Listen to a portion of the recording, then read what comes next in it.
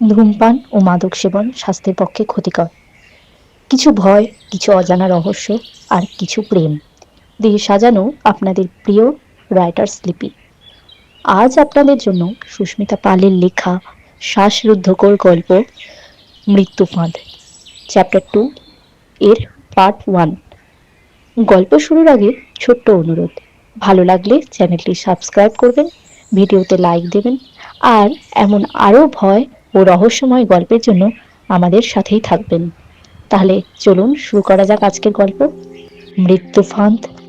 এক সময়কার শান্ত শান্তিপুর গ্রাম এখন শুধুই ভয় আর চাপা কান্নায় ভরা। প্রবল যুদ্ধে মৃত্যুবরণ করা, শত লোকের প্রাণের আহুতি দেওয়ার পরও সম্রাট ইন্দ্রজিতের ক্ষমতার লোভ একটুও কমেনি। প্রবল যুদ্ধে সৈন্যক্ষয় এবং সামরিক অস্ত্রশস্ত্রের অভাবে পুনরায় গ্রাম দখল করার মতো আর শক্তি তার কাছে অবশিষ্ট নেই। তাই সম্রাট এক প্রকার বাধ্য হয়েই তার অতি পরিচিত কিছু কুখ্যাত ব্যক্তিদের সাথে হাত মেলায় ওই গ্রামে পুনরায় সর্বশক্তিমান হয়ে ওঠার জন্য। বুম্বু বলল, সম্রাট, চিন্তা করবেন না, আমার আরো একটা নাম আছে, বিজয়। কিন্তু আমার আসল নাম সহজে কেউ জানে না। আমার কাজের ধরন আলাদা। আমি তো আপনার শত্রু নই। আমি এখানকার মানুষগুলোকে এমন ভাবে দুর্বল করে দেব যে তারা প্রতিবাদ ভুলে যাবে। আমার লোকের অভাব নেই। এবার দেখুন কি করি। ঠিক আছে, এখন তুমিই আমার লোক। শান্তিপুরে আর শান্তি থাকবে না। এখন তুমি ওদের এমন কষ্ট দাও যাতে ওরা আমার কাছে এসে হাঁটু গেড়ে বসে। মদনদা খুব গভীর জলের মাছ, তাই সে নিজে না এসে তার ডান হাত ডাকুকে পাঠিয়েছে। ডাকু খুবই নিষ্ঠুর, তাই সে আসা মাত্রই গ্রামের লোকেরা প্রবল আতঙ্কিত হয়ে পড়ল। ডাকু? না, তোমার মদনদা কোথায়? মাছি মারতে কামানের কি প্রয়োজন? এই গ্রামের লোকেদের জব্দ করার জন্য তিনি আমাকে পাঠিয়েছেন। আমি একাই যথেষ্ট এখানে রক্ত গঙ্গা বইয়ে দেওয়ার জন্য। ও আচ্ছা, তাহলে মদনদা কবে আসবে? যখন আপনি বলবেন আপনার সব শত্রু শেষ, তখনই তিনি উদয় হবেন আর এসে শেষ হাসিটা হাসবেন। হা হা হা। ডাকু আর তার লোকেরা গ্রামে অত্যাচার শুরু করলো। তারা গ্রামের জল বন্ধ করে দিল, গরিবের ঘরে আগুন লাগিয়ে দিল। শান্তিপুর গ্রামে অর্থটাই যেন বদলে গেল।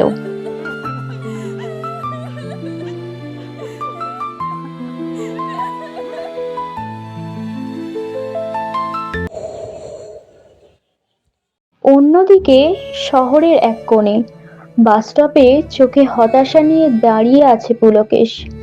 তার চাকরির চেষ্টা আজও ব্যর্থ হয়েছে। তার প্রেমিকার সাথে আজ শেষ দেখা। সেই সাক্ষাৎ বারবার চোখের সামনে ভেসে উঠছিল। মেয়েটির জন্য অপেক্ষা, মেয়েটিকে বাইকে বসিয়ে দূর দূরান্তে ঘুরতে নিয়ে যাওয়া। মেয়েটির প্রকৃতির প্রতি একটা আলাদাই মোহ দেখে পুলকেশ বারবার তার প্রতি প্রেমে পড়ে গিয়েছিল। কিন্তু জীবনের একটা মোড় তাদের এই পথে নিয়ে এসেছে। আমি যাচ্ছি। কোথায় যাবে? জানি না, যেখানে ভাগ্য নিয়ে যায়। তুমি কেন যাচ্ছ? আমার চাকরি নেই, পকেটে পয়সাও নেই। আমি তোমার জীবনটাকে নষ্ট করব না। আমাদের সম্পর্কটা কি শুধু চাকরির উপরেই ছিল? বাস্তবতা খুব কঠিন। তুমি ভালো থেকো। শোনো, বলো। তুমি খুব জেদি, খুব সাহসী, কিন্তু তোর মনটা ভালো। তাতে কি লাভ হলো? লাভ ক্ষতির হিসাব জানি না, শুধু একটা কথা রাখবে। কি কথা? নিজেকে হারিয়ে ফেলো না, আর মনে রেখো, অসহায় লোকেদের সাহায্যের জন্য সবসময় এগিয়ে থাকবে। চেষ্টা করব। আসি। বাস ছেড়ে দিল। পুলকেশের চোখে ছিল যন্ত্রণা আর এক নতুন পথের ডাক। বাস চলতে চলতে প্রায় দুপুর। হঠাৎই বাসের ইঞ্জিন থেকে অদ্ভুত আওয়াজ বের হতে হতে এক অচেনা গ্রামের কাছে এসে থেমে গেল। ড্রাইভার চিন্তিত মুখে বাস থেকে নেমে এলো।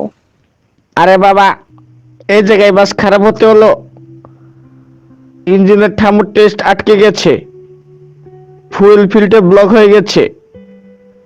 পাশের গ্রাম শান্তিপুর থেকে মিস্ত্রি ডাকতে হবে, আপনারা একটু অপেক্ষা করুন। কতক্ষণ লাগবে মিস্ত্রি আসতে?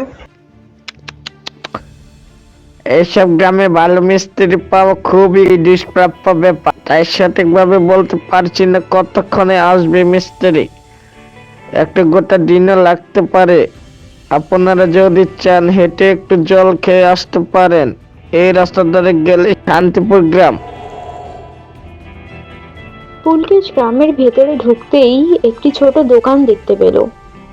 গরমের দুপুর, তেষ্টায় গলা শুকিয়ে কাঠ। দোকানের কাছে গিয়ে সে খোঁজ নিতে লাগলো। বলছি দাদা, আপনাদের এখানে কোল্ড ড্রিঙ্কস পাওয়া যাবে? দোকানদার মাথা নেড়ে কিছু বলার আগেই ঠিক সেই সময় সে হঠাৎ খেয়াল করলো একটা বছর আটেকে ছোট ছেলে প্রবল আতঙ্কে ছুটতে ছুটতে এসে তাকে জড়িয়ে ধরলো। তার গোটা মুখে প্রবল আতঙ্ক এবং কান্নার ছাপ স্পষ্ট। ছেলেটি অদ্ভুত সুরে মা মা ডাকতে ডাকতে শক্ত করে জড়িয়ে ধরল পুলকেশের হাত। তার মুখ থেকে গড়িয়ে পড়ছে সাদা ফেনার মতো কষ। আরে আরে খোকা, কি হয়েছে তোমার? কি দেখছো? এত ভয় পেয়ে আছো? ছাড়ো আমাকে। কিন্তু ছেলেটি তাকে ছাড়লো না। হঠাৎ পুলকেশের হাত ধরে সে প্রবল টান দিতে লাগলো এবং গ্রামের ভিতরে যাতে সে যায় সেই দিকে ইশারা করতে লাগলো। এই ছোট ছেলেটির অসহায় আরতি দেখে পুলকেশ নিজেকে আর আটকে রাখতে পারলো না। ঠিক আছে, চলো দেখছি কি হয়েছে, কিন্তু শান্ত হও। ছেলেটির সাথে সে গ্রামের ভিতরে ঢুকতে লাগলো। যতই গ্রামের ভিতর ঢুকতে লাগলো, গ্রামের করুণ অবস্থা দেখে পুলকেশের খুব করুণা উদয় হলো। গ্রামের কুয়ো শুকনো, জলের কলগুলোও শুকনো। রাস্তার পাশে কিছু বৃদ্ধ বৃদ্ধা ভয়ে চুপচাপ বসে আছেন। তাদের চোখে ক্ষুধা আর আতঙ্ক। একটা চাপা কান্না যেন পুরো গ্রামকে গ্রাস করে রেখেছে। পুলকেশ এক বৃদ্ধের কাছে এগিয়ে গিয়ে মৃদু স্বরে জিজ্ঞাসা করলো, বাবা, কি হয়েছে আপনাদের? গ্রামে জল নেই কেন? আর আপনারা এমন ভয় পেয়ে বসে আছেন কেন? বৃদ্ধটি বললেন, কিছু জিজ্ঞেস করবেন না বাবা, সব ওই সম্রাটের লোকেদের জন্য। ভয়ে আমাদের কথা বলারও জো নেই। ছোট ছেলেটি পুলকেশকে তার বাড়ির কাছে নিয়ে যেতে খেয়াল করলো বাড়ির পাশে গ্রামের অনেক লোক জমা হয়েছে। বাড়ির ভেতর থেকে বেশ কিছু মহিলার কান্নার স্বর ভেসে আসছিল। পুলকেশ দ্রুত জটলার কাছে পৌঁছালো এবং গ্রামের এক মধ্যবয়সী লোকের কাছে গিয়ে জিজ্ঞাসা করলো, ভাই, এত লোক কেন এখানে? ভেতরে এত কান্নার আওয়াজ কিসের? গ্রামের লোকটি বললেন, আর বলবেন না বাবু, এ বড় কষ্টের দিন। এই যে ছেলেটি, এ তার মাকে হারালো। পুলকেশ ব্যথিত হয়ে জানতে চাইলো, সে কি? হঠাৎ কি হলো? কি রোগ হয়েছিল তার? গ্রামের লোকটি করুণভাবে ঘটনার বিবরণ দিল। যে ছেলেটি পুলকেশকে এই গ্রামের মধ্যে এনে ফেলেছে, তার মা দীর্ঘ 3 দিন প্রবল জ্বরে ভুগছিল। জ্বর তো ছিলই, তার উপর কাল রাতে সর্বনাশ হলো। তিনি সঠিক সময় কোনো এক সম্রাটের লোকেদের সেবা করতে পারেননি বলে কাল রাতে তারা এসে প্রচন্ড মারধর করে গিয়েছে। প্রবল জ্বরে এত অত্যাচার সহ্য করতে না পেরে কিছুক্ষণ আগেই তিনি বাপ মোরা অসহায় ছোট্ট ছেলেটিকে চিরতরে একা করে চলে গেলেন। পুরো ঘটনাটা শুনে পুলকেশের মুখ রাগে এবং করুণায় কঠিন হয়ে গেল। অমানবিক! সামান্য সেবার ভুলে এতটা অত্যাচার! এই অত্যাচার আর কতদিন চলবে? ঠিক তখনই কিছু গুন্ডার ধমকানির আওয়াজ ভেসে এলো পুলকেশের কানে। বুড়ে টাকা দে। আমার কাছে কিছু নেই বাবা। তাহলে ঘর জ্বালিয়ে দেব। এই হাত নামা। কে রে তুই? তোর জম। মন্টির এক সহকারী বাকি গুন্ডাদের দিকে তাকিয়ে হেসে বলল, হিরো এসেছে, মার তো ওকে।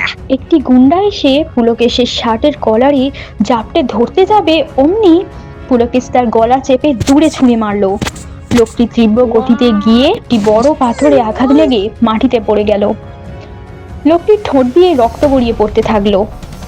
এটা দেখে একসাথে কিছু গুন্ডা দৌড়ে এসে মারবে, অমনি পুলকেশ কাউকে কিল, কাউকে ঘুষি, কাউকে লাথি মেরে দূরে ঠিকরে ফেলে দিল।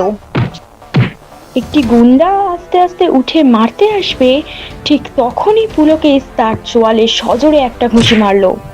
দূরে গিয়ে পড়লো লোকটি। লোকটি একটু অবাক হয়ে বলল, শালাকে শেষ কর। মন্টির সহকারী এবার এসে এক লাথি মারলো পুলকেশের বুকে। পুলকেশ একটু দূরে গিয়ে মাটিতে পড়লো। বাকি লোকগুলো অবাক দৃষ্টিতে তাকিয়ে দেখছে। পুলকেশ আস্তে আস্তে উঠে মাথা নাড়িয়ে বলল, চলে আয়। গুন্ডাটি এসে পুলকেশকে ঘুষি মারতে যাবে, কিন্তু পুলকেশ নিচু হয়ে তার কোমর ধরে পিছিয়ে নিয়ে যেতে যেতে একসময় দূরে ঠেলে ফেলে দিল। গুন্ডাটি দূরে গিয়ে একটি নালাতে পড়ে গেল। এটা দেখে একটি বাচ্চা মেয়ে হেসে নিল। এটি লক্ষ্য করলো মন্টি। তার হাত মুঠো করে পুলকেশের কাছে এসে বলল, অনেক দেখলাম, এবার আর চুপ থাকা নয়, তোর সময় শেষ। এই বলে একটি ঘুষি মারবে, পুলকেশ নিচু হয়ে তারও কোমর ধরে পিছিয়ে নিয়ে যেতে থাকলো। মন্টি ক্রমশ নিজেকে মুক্ত করার ব্যর্থ চেষ্টা করতে থাকলো। একসময় পুলকেশ দূরে ছুঁড়ে মারলো মন্টিকে। মন্টি সোজা গিয়ে মাথায় একটি পাথরের আঘাত লেগে আর্তনাদ করে ওখানেই অজ্ঞান হয়ে গেল। এবার বাচ্চা মেয়েটি ক্রমশ হেসেই চলেছে। এটি দেখে পুলকেশ মেয়েটির দিকে তাকালো। মেয়েটির যেন বহুদিন পর মুখে হাসি এসেছে। বলল, পেট হয়েছে, লোকগুলোর মার পড়েছে। পুলকেশ এবার মন্টির সহকারীর দিকে তাকিয়ে গর্জন করে বলল, আর কারো গায়ে হাত তুলবি? এই বলে তার কাছে গিয়ে আবার তাকে সপাটে চড় মারলো। পরের বার কারোর উপর অত্যাচার করলে আমার কথা মনে করে নিস। পুলকেশের এই ঠান্ডা নির্দেশ কানে আসতেই গুন্ডাটা প্রাণপণে দৌড় লাগালো।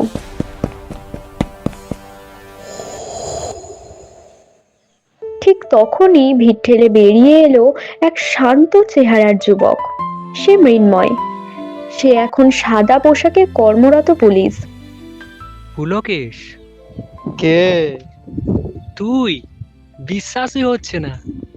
মিন্ময়, তুই এখানে? কত বছর পর দেখা বলতো। তুই তো পাল্টাসিনি, এসেই মারামারি। চোখের সামনে অন্যায় দেখবো আর আমি চুপ থাকবো? ওসব আমার ধাতে নেই। তুই জানিস এরা কার লোক? যারই লোক হোক, আমি পরোয়া করি না। কিন্তু তুই এখানে কি করছিস? আমি পুলিশ পুলকেশ, স্পেশাল ফোর্সে আছি। তুই পুলিশ? সেই শান্ত ছেলেটা আজ পুলিশ হয়েছে? হ্যাঁ, আর আমার বস এখানেই আছেন। চল তোকে নিয়ে যাই, আমাদের তোকেই দরকার। মৃন্ময় তার বন্ধু পুলকেশকে নিয়ে সরাসরি শান্তিপুর থানার ভেতর প্রবেশ করলো। সেখানে টেবিলের ওপর ম্যাপ ছড়ানো। এই থানাই তাদের শেষ ভরসা। পুলকেশ দেখলো এক লম্বা চেহারার অফিসার হতাশভাবে ফোন কানে ধরে দাঁড়িয়ে আছেন। ইনিই তন্ময়, এখানকার ইন্টেলিজেন্স অফিসার। হ্যাঁ স্যার, আমি জানি। ট্রান্সফার অর্ডার এসে গেছে, মাত্র কয়েক মিনিট সময় আছে। আমাকে এক্ষুনি রিলিজ নিতে হবে। এই মিশনে আমি থাকলে ভালো হতো। যাকগে, আমার আর থাকার উপায় নেই। নতুন থানায় এক্ষুনি জয়েন করার নির্দেশ। তন্ময় দ্রুত তার ফাইল গুছিয়ে নিলেন এবং মৃন্ময় ও পুলকেশের দিকে তাকিয়ে মাথা নেড়ে দ্রুত থানা থেকে বেরিয়ে গেলেন। পাশে ইন্সপেক্টর কৌশিক ফাইল নিয়ে ব্যস্ত ছিলেন। ঠিক তখনই থানার গেটে প্রবেশ করলেন আরেকজন পুলিশ অফিসার, নাম প্রীতম। তন্ময় চলে যাওয়ায় এখানকার কাজের চাপ সামলাতে এনাকেই সাহায্যকারী অফিসার হিসেবে পাঠানো হয়েছে। কৌশিক প্রীতমকে দেখে চেয়ার ছেড়ে উঠে হাত মেলানোর জন্য হাত বাড়িয়ে বলল, আসুন আসুন প্রীতম বাবু, হেডকোয়ার্টার থেকে জানিয়েছিল আপনি আসছেন। খুব খারাপ সময়ে এলেন আপনি। তন্ময় স্যার তো এই মুহূর্তে বের হয়ে গেলেন। প্রীতম কৌশিকের দিকে হাত না বাড়িয়ে অদ্ভুত এক তাচ্ছিল্যের স্বরে বলল, খারাপ সময় তো আপনারা তৈরি করে রেখেছেন। আসার পথেই তন্ময়ের সাথে কথা হলো আমার। ও আমাকে ফোনেই সব ব্রিফ করে দিয়েছে কিভাবে আপনারা দিনের পর দিন ইন্দ্রজিতের হাতে মার খেয়েও চুপ করে আছেন। সাহায্য সাহায্য তো দুর্বলদের লাগে। আমি এসেছি এখানকার জঞ্জাল পরিষ্কার করতে। কৌশিক সামান্য অবাক আর লজ্জিত হয়ে বলল, মানে আমরা তো সাধ্যমতো চেষ্টা করছি, আর তন্ময় স্যারও। প্রীতম ম্যাপের ওপর সশব্দে হাত রেখে বলল, চেষ্টা? তন্ময়ের কথা শুনে তো মনে হলো আপনারা শুধু ফাইলের উপরেই চেষ্টা চালিয়েছে। ইন্দ্রজিৎ গ্রামের পর গ্রাম শেষ করে দিচ্ছে, আর আপনারা থানায় বসে ম্যাপ দেখছেন। আপনাদের এই চেষ্টা দিয়ে কিচ্ছু হবে না। এখন থেকে আমি যেভাবে বলবো কাজ সেভাবে হবে। আমি শুধু ফাইল সরাতে আসিনি, অ্যাকশন নিতে এসেছি। ঠিক সেই সময় মৃন্ময় পুলকেশকে নিয়ে এগিয়ে এলো। স্যার, আসতে পারি? স্যার, এ আমার ছোটবেলার বন্ধু পুলকেশ। সিভিলিয়ান এখানে কি করছে? থানাটা কি চড়ুই ভাতির জায়গা? স্যার, ও বাসে করে যাচ্ছিল, বাস খারাপ হওয়ায় এখানে এসেছে, আর এসে বিজয়ের দুজন লোক একা পিটিয়েছে। হঠাৎ টেবিলের ওপর রাখা ওয়্যারলেস সেটটি ক্যাচ ক্যাচ করে বেজে উঠল। ওপাশ থেকে ভেসে এলো এক ভয়াবহ খবর। Emergency emergency Shantipur police station. Indrajit আজ রাতে এক ভয়াবহ কাণ্ড ঘটাতে চলেছে। খবর পাওয়া গেছে রাত 1টায় সে গ্রামের সব মানুষকে জোর করে কালী মন্দিরের মাঠে জড়ো করবে। সে ঠিক করেছে যারা খাজনা দেয়নি তাদের হাত পা বেঁধে গণহারে মারধর বা নতুন করে কোনো চরম অত্যাচার করবে। ডাকু চাইছে সবার মনে শেষ ভয়টা ঢুকিয়ে দিতে। সে আজ কাউকেই রেহাই দেবে। ওভার। শয়তান কোথাকার, আর সহ্য করা যায় না। আমি এক্ষুনি যাচ্ছি, আজ ওর কেল্লা আমি উড়িয়ে দেব। পুলকেশ, অবশ্যই লড়াই হবে, কিন্তু এর সাথে শান্তির বার্তাও একটা প্রয়োজন। বন্ধু, যে কোনো পরিস্থিতিতেই শান্তির বার্তা দেওয়া আবশ্যক। এটাতে যদি সে সঠিক পথে ফিরে আসে তাহলে সেখানে উত্তম প্রস্তাব রাখা হয়। তাই শক্তি নয়, এই লড়াইয়ে বুদ্ধির প্রয়োজন। যদি ইন্দ্রজিৎ বুঝে যায় তাহলে এখানে কোনো রকম যুদ্ধ হবে না, তাকে ভালো পথে আনার একটা সুযোগ দেওয়া হবে। ঠিক আছে, আমি তোর কথা শুনবো, কিন্তু যদি এই ডাকু সম্রাট না বোঝে? আপনার কি মনে হয় কৌশিক, শান্তির বার্তা কি পৌঁছাবে? ইন্দ্রজিৎ খুব হিংস্র, কিন্তু আমরা আইনের লোক, আমাদের শেষ অবধি চেষ্টা করা উচিত। স্যার, পুলকেশ আমাদের সাথে থাকলে আমরা 10 জনের কাজ করব। ঠিক আছে পুলকেশ, তুমি আমাদের দলে, কিন্তু মনে রেখো আমাদের কারোর হুকুম ছাড়া তুমি এক পা নড়বে না। তাহলে প্ল্যান তৈরি। আমরা এই জমায়েতকেই ওদের ভাত বানাবো। কি প্ল্যান সেটা আপাতত শুধু আমরাই জানবো। এরপর 4 জন মিলে নিচু স্বরে একটা গোপন প্ল্যান তৈরি করলো। তাদের হাবভাব থেকে বোঝা গেল এবার তারা সরাসরি আঘাত হানবে না, বরং বুদ্ধির জালে ইন্দ্রজিৎকে আটকাবে। ঠিক সেই মুহূর্তে প্রীতমের ব্যক্তিগত মোবাইল ফোনটি ভাইব্রেট করে উঠল। সে ফোনটা হাতে নিল। প্রীতম কৌশিক ও মৃন্ময়ের দিকে সামান্য বিরক্তি দেখিয়ে বলল, জরুরি কল, আমি আসছি। কৃত্রিম গম্ভীর ট্রেনে ফোনটা পকেটে ঢুকিয়ে আবার থানার ভেতর ঢুকে গেল। থানার ভিতর বসেই তাদের চূড়ান্ত প্রস্তুতি সারল। জেদি বন্ধু পুলকেশ, শান্ত পুলিশ মৃন্ময়, নতুন অফিসার প্রীতম আর অনুসন্ধানী গোয়েন্দা কৌশিক। এবার শান্তিপুরের অন্ধকার দূর করার পালা। থানার ভেতরে পরিকল্পনা শেষ হওয়ার পর মাঝরাতে অপারেশনের আগে মৃন্ময় তার বন্ধু পুলকেশকে নিয়ে থানার পেছনে ভাঙা বারান্দায় এলো। আকাশ জুড়ে তখন চাঁদ, কিন্তু শান্তিপুরের আবহাওয়া থমথমে। মৃন্ময়, তুই সত্যি আমাকে অবাক করে দিলি। তুই এখন পুলিশ অফিসার, তোর সেই শান্ত ভাবটা কিন্তু আজও আছে। আর তোর সেই জেদটা আজও গেল না। মারামারি না করলে তোর ভাত হজম হয় না। হজম হতো রে, যদি আমার জীবনটা ঠিক পথে চলতো। জীবনটা কেমন যেন এলোমেলো হয়ে গেল।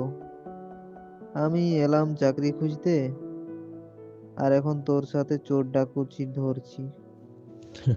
তোর জীবনে আর নতুন কি? তুই তো ছেলেবেলা থেকেই ঝামেলা খুঁজে বেড়াস। তোর প্রেমিকা কেন গেল বুঝলি না? তুই থাম, তুই তো এখন শান্ত সাধু বাবা, তোর তো কোনো ঝামেলা নেই। আরে বাবা, আমি তো পুলিশ, ঝামেলা আমার ডিউটি। কিন্তু তোর মতো ঝগড়া করি না। তুই তো খালি জেদ আর শক্তি। হ্যাঁ, জেদ আছে, দেখলি না? তোর বস তন্ময় স্যার খুব বললেন আমার জেদটাই আসল শক্তি। শোন, তোর শক্তি কাজে লাগবে, কিন্তু শুধু শক্তি দিয়ে হবে না। তোর প্রেমিকা মানে আমার না হওয়া বৌদি ঠিকই বলেছিল, বুদ্ধি দরকার। থাক, ওর নাম আর নিস না। শুধু মনে আছে সে বলেছিল অসহায়দের সাহায্য করতে, আর তাই আমি এখানে। ভালো করেছিস। আচ্ছা, তোরা যখন মারামারি করিস তখন এই ডাকু লোকগুলো কোথায় লুকিয়েছিল? ওই যে নদী আছে না, তার ওপাশেই ওদের একটা আস্তানো মতো আছে। শোন, একটা কথা বলি, এটা তোর আর আমার মধ্যে থাকবে। কি বলবি? তন্ময় স্যার আর কৌশিক স্যার এখন শুধু স্ট্র্যাটেজি প্ল্যান করছে, কিন্তু কৌশিক স্যার কোনো পাকাপোক্ত প্রমাণ পায়নি। শুধু সন্দেহের ভিত্তিতে তো আর সম্রাটকে ধরা যায় না। তার মানে? মানে যদি আমরা এখন চুপ করে গিয়ে ওদের ওই আস্থানায় একটা চক্কর মারি। কি খুঁজবি? ওই ডাকু আর তার লোক বলকে দেখলি না?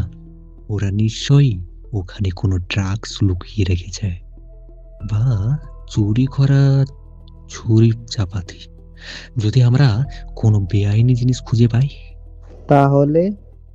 তাহলে আইনের দিক থেকে আমরা ওদের একদম কোণঠাসা করে দিতে পারবো।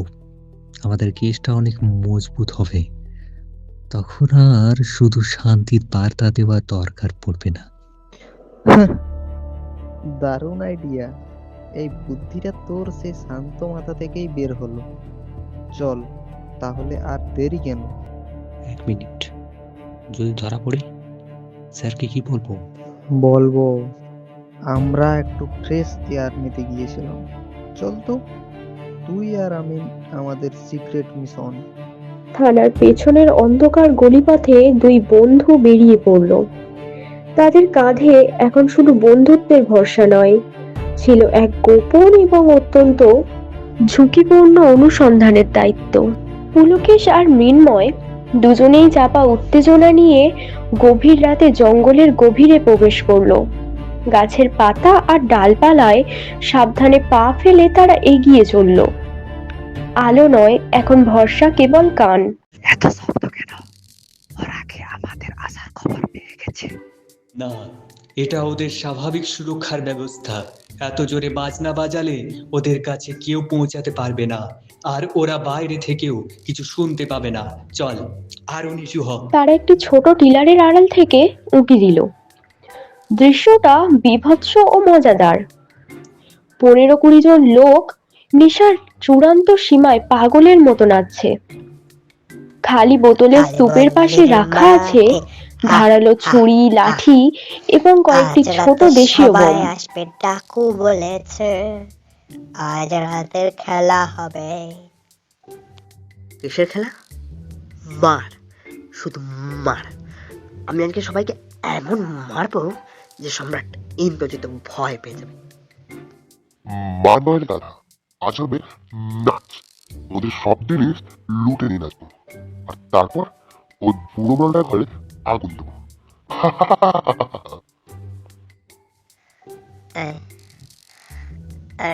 ছোড়া দেখ, এটাতে ওদের সব স্বপ্ন স্বপ্ন স্বপ্ন কুচি কুচি করে দেবো।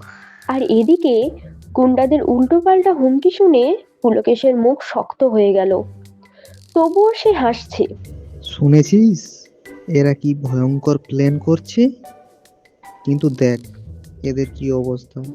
ডাকু এদের নিয়ে অত্যাচার করবে? এদের দেখলে তো হাসি পায়। এদের অত্যাচার হাস্যকর কিন্তু ভয়ঙ্কর।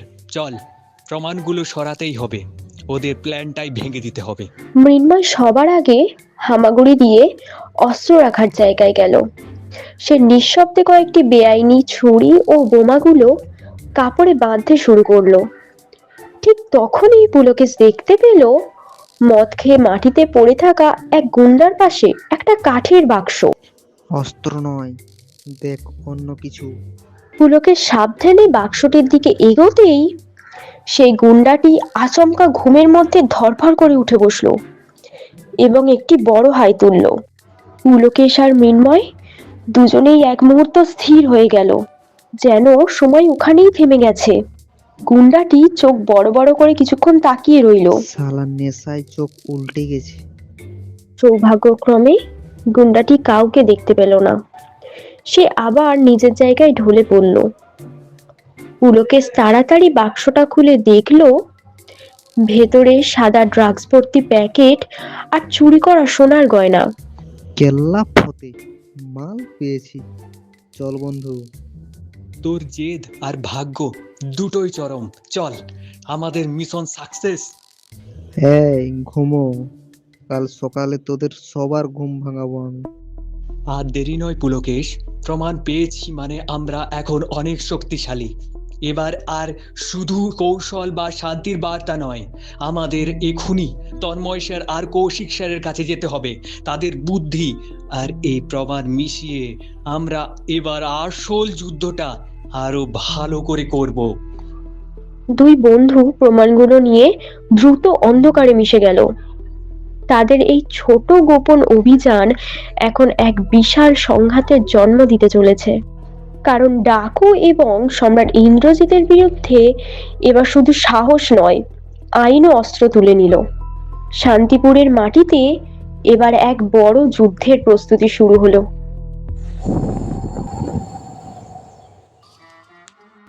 ডাক্তার, বদনটা ডাক্তার, ওই লিকলিকে বডিটা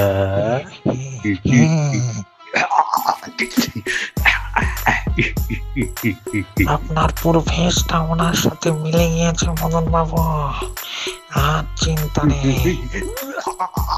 হাসি হাসি হাসি।